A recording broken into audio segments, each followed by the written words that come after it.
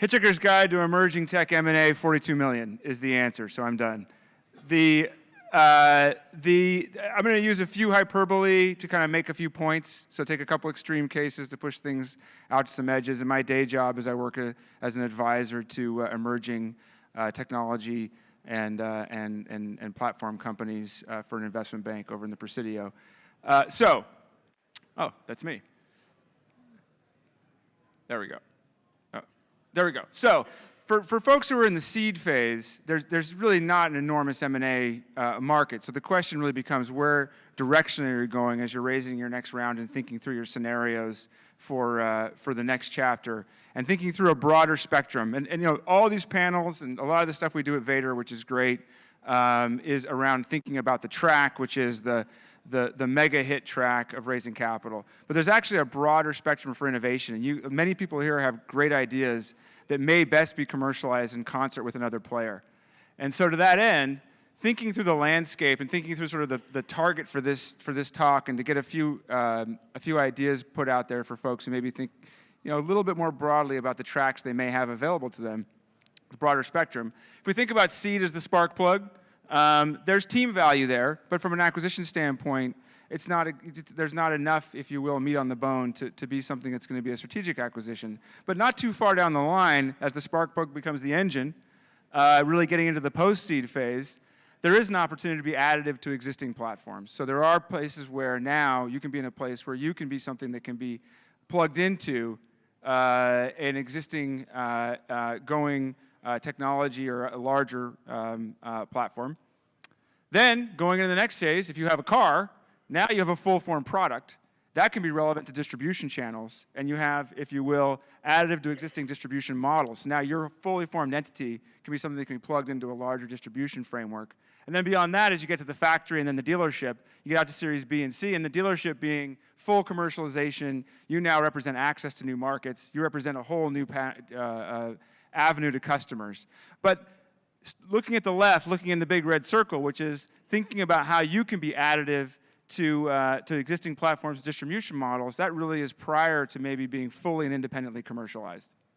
So, just some street cred. We've worked with my team, Alex and Aaron are here as well. I've worked with these companies and many more to help think through these scenarios, and our clients have been either invested in or acquired by these strategics, and a longer list, but I threw a few up there because most of the folks here have no idea who I am.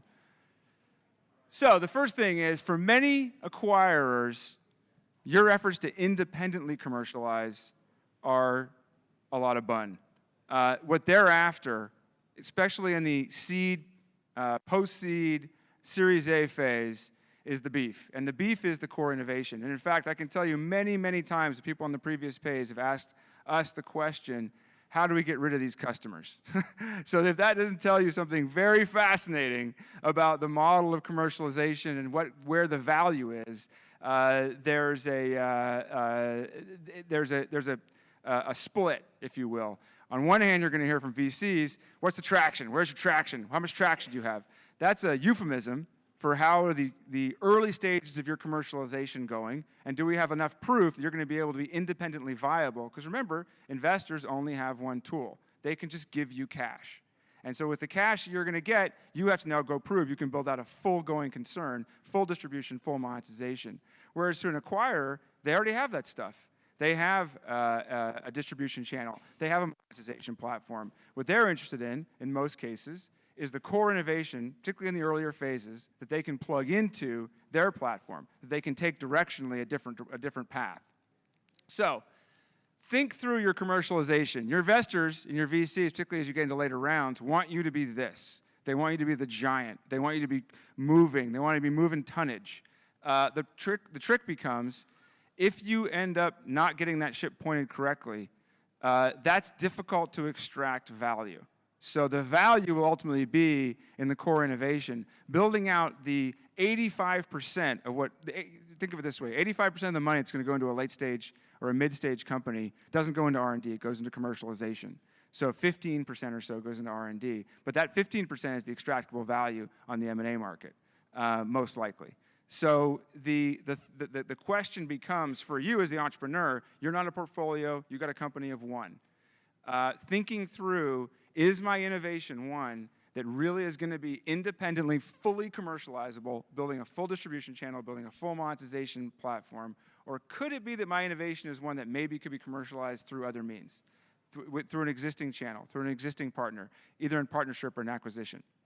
So the notion is, for emerging tech, this is different than going concerns. This is different than established businesses that use maybe a discounted cash flow model for value. But for emerging tech, for interesting new innovations, is there a larger market player that could commercialize this company or this idea better than I could do on my own with just infusing substantial amounts of cash? So the triad is you have product, and I'm sure every innovator in here has great product, has a great product idea. The second question is, can you build distribution? And the third question is, can I build monetization? And if you can do all three of those, and you've got a good plan and you're sure of it, then you should be raising money and you should be going for it. But you may still have a great product that may struggle for distribution and maybe doesn't really have a clear monetization plan. That doesn't mean it's not a great innovation. It just means that you have to think, take a step back and think, what's the highest and best use of this new innovation? So on the left, if you have a complete product suite, if you have the ability to create an independent distribution channel, and you have endemic meaning core to yourself, you can do it on your own monetization, people will pay you for that thing, then VC and financing is a great path to go down. If really you have great technology, but you can get significant leverage from existing platforms, and you can dramatically improve your monetization in combination with somebody, then that's a path where I would think through some of the scenarios and partners that you could be working with. And then lastly, for strategic BD, which I'll also call freeloading, if you can do BD and get someone else's distribution channel, get someone else's monetization while you scale up your business, that's a great way to skip raising a lot of money and be able to freeload on the back of somebody else through partnership.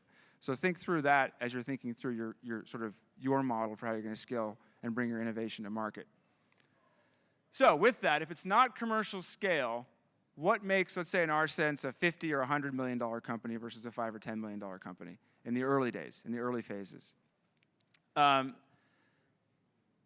In the middle, on the left, I'll start on the left, you have product and market and operating synergies. So you have the idea that, look, there's two things, we can put them together, this is traditional M&A. I have an HR person, you have an HR person, we'll fire one of them. I have a salesperson in that district, you have a salesperson in that district, we'll fire one of them. We'll save some money, we'll expand our customer base. On the left side, that's sort of M&A 101 they teach you at business school.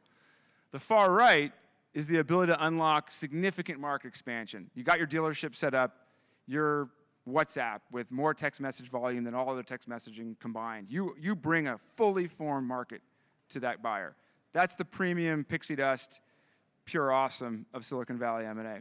In the middle is actually the hardest part, which is showing that you have unique and defensible expertise in technology, that little box.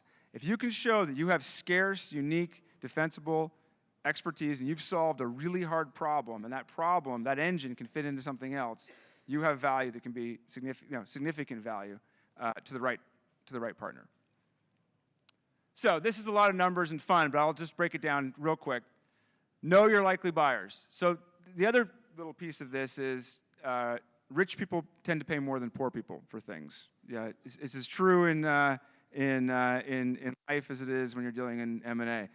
If you look at the top, I just gave 3 examples: Google, Microsoft, Facebook, enterprise values in the hundreds of billions, EBITDA in the billions, enormous cash positions, huge valuations. Not to say they're very savvy people. Some of them are here today. They know how to play this game just as well on the other side of the table. But if they see value in something, they can ascribe tremendous value to it. And they have big distribution channels that they can then get follow-on value if they put the right engine into the right platform. If you go down to the sort of mid-tier folks, these are great companies. But look, as you get down to AOL, Groupon, and Yelp, EBITDA, $430 million at AOL. You can clearly see why they're highly acquisitive. But Groupon and Yelp, you're starting to get more on the edge of where they have in terms of their own income statement and their ability to absorb teams that are going to cost them money. And then as you get down here, let's look at Brett, 2Mogul, amazing company, just gone public. $2 million in EBITDA. You're looking at Tremor and Yumi, -17, -$1 million. Those CFOs are really, really thinking about how do I maintain and get to profitability and show the market that I have a strong model. that becomes an interesting challenge for companies that maybe are pure innovation, pure R&D, because now you just got a problem of getting on the income statement at all, because they're not going to want to take on another $3, $4, $5 million of burn. So you have to think through who are the folks, what are their motivations, what are their teams thinking about, what are their CFOs worried about. And then you have mid-tier publics, and then hot private companies. We do a lot of deals with companies that are rapidly growing private companies. But the reality with them is you're going to have to get on the bus. None of these are exits, but those in particular aren't exits because they're going to come with a lot of stock. And so you're going to have to absorb their equity, help them build their business, and then eventually have an exit. And we've seen some great outcomes there, but they're sort of a stop on the journey as you're working with them. But the benefit of a lot of these hot private companies is they'll move really fast, they understand tech, they love teams, and they're trying to basically build value quickly. So, only a couple more minutes. Last piece, dispense with a few myths.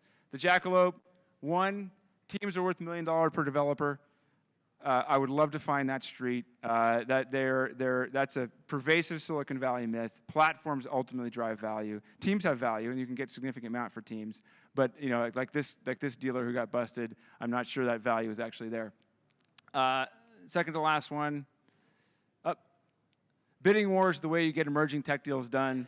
Absolutely not the case. These things are so much in combination and so deep into the organizations that are acquiring that it's really about intensely personal connection, finding the one, seeing the one that gets your product vision. These aren't fixed assets. They're not incrementally competable. You have to find that right fit. Another myth, LOIs are awesome. When you get to that point, you've got a done deal. These deals are sophisticated and complicated. We actually find in many cases LOIs are one-sided agreements that tend to favor the buyer at the expense of the seller. That's you as the awesome entrepreneur getting strung up there. So we tend to do whatever we can to work out as much as we can of the deal before we get in deep into a long extended exclusives and so on, particularly for companies that have limited resources. So that's it. Next thing, pass is a bad thing. In the M&A world, that's not the case at all. As you think through getting to know companies, it's all driven by buyer timing, not seller timing. Get to know them, be on their radar. I would say about half the deals we see completed are with companies that previously looked at something and passed on it and said, it's not the right time, it's not the right fit, it doesn't work right now. Came back around, and then eventually the fit was there. And they said, we finally get what you guys are doing, and we'd love to talk to you about doing something more strategic. So don't take no as a no. As I tell our clients, death is just the beginning. Last two slides, don't be a jerk. You really got to think through this. You have investors. What's written down on the paper isn't necessarily how things should play out. You should really think through, this is a multi-game game. Take care of your team, take care of your investors, make sure everybody is getting to a good outcome.